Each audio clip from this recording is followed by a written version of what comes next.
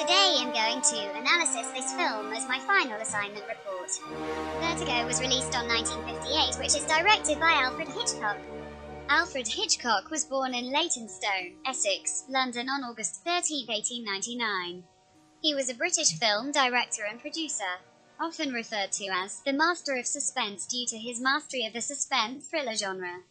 Hitchcock entered the British film industry in 1920. He directed 23 films during the first phase of his career in England, including one of the early British sound film, Blackmail, in 1929.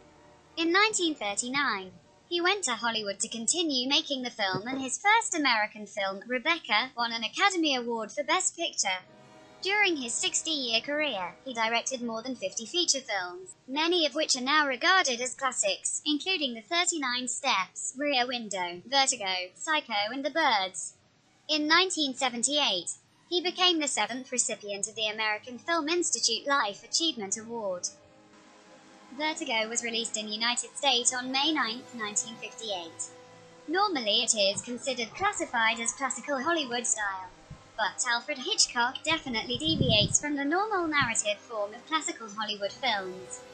Vertigo can fall under the category alternative cinema, which Laura Mulvey sees it as a movie out of the typical process of a classical Hollywood movie, or as a movie that may make the audience pleasurable. For an example, in Vertigo, two are female main characters in the film, Madeline and Judy. Each of them was dead in the story, which is at the hook part and the story end. This is one of the twists and turns that is presented to the audience. Hitchcock will certainly make the audience away from the pleasant experience, but somehow he was pleasant. In other words, although the movie brought several curveballs to the viewer, the movie ended up with the audience's needs. With the wide shot on the rooftop and the dolly zoom shot of the street and the stairs when Scotty experiences vertigo on the ledge, the film sets a tone that is outside the realm of reality. Eerie music as non-diegetic music to increase level of suspense in the film. When the tempo of soundtrack become faster, the audience will expect something to happen. Another situation is when a policeman is falling to his death, the music gets much deeper to echo the mood of the scene.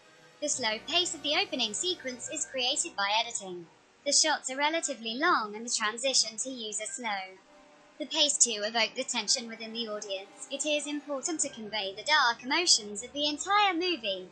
The coloured spiral shows a lot in opening sequence, and when they're changing the colour, the shape and consistency will give the audience the feel of a never-ending fall. And it also has a hypnotic quality, which is in keeping with the thriller theme film. The uniform of the policeman gives the impression of authority, which is implying who is the good guy. The colour of the sequence is predominantly washed out and colourless, it's nearly black and white. However, as the camera moves closer to the woman's right eye, the screen is flooded with red. This use of colour means danger, violence, blood, etc., and reinforces the dark and ominous atmosphere.